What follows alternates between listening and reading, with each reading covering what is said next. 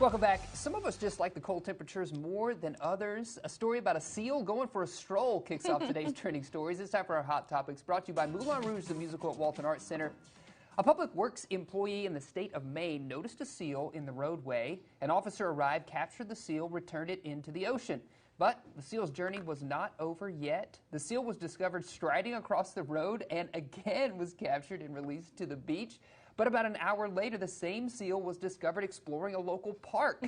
So finally, police contacted Marine Mammals of Maine, and the organization was able to capture the seal.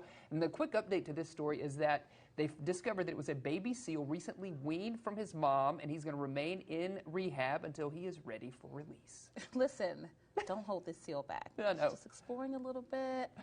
I mean, you put in the sea once it comes back out. Listen, just let it be for a little bit. Let him go. Just exploring Maine. I'm sure it's beautiful there. Yeah. It's just curious. Looks like a slip and slide on the road he was on. That's got to be a lot of fun.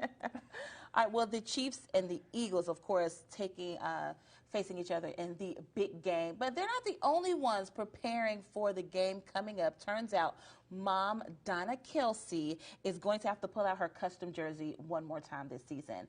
It has Kansas City Chiefs on the front and Eagles on the back. Well, that's because for the first time in Super Bowl history, her pair of siblings, they're going to be scoring off on the NFL's grandest stage. Tight end Travis Kelsey helped the Chiefs return to their third championship game in 4 seasons, while Eagles center Jason Kelsey has the Eagles back for the second time in 6 years after their NFC title win. Do you think they have some kind of wager going on to see who wins? That's a good question. I imagine they probably do in that family. You know, it's so competitive when you've got 2 athletes performing at such a high level. I would imagine they have some kind of wager happening there. Right. But, man, Mom. But as a parent, it's a win-win for you. It's a win-win. Whoever way. Wins. That's right. And if they ask you, who's your favorite, and you always say, I don't have a favorite, but you really do. Yes, yes.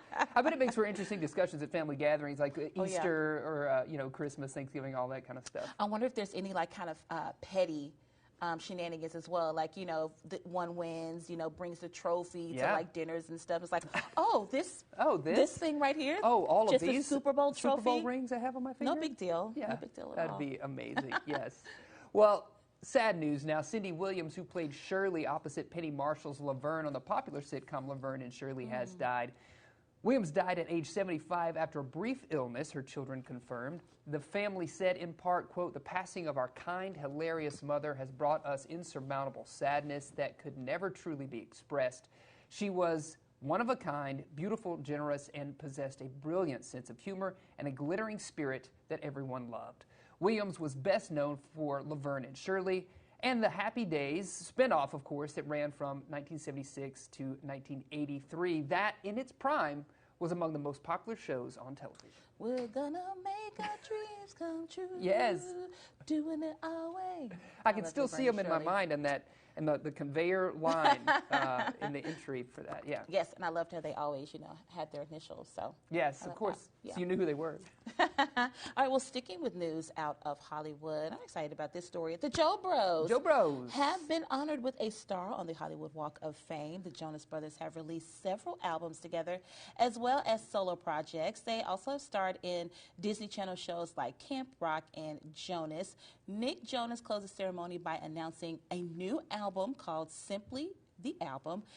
I'm excited about this. Yes. Can't wait to see you on tour later this year, is what he told fans.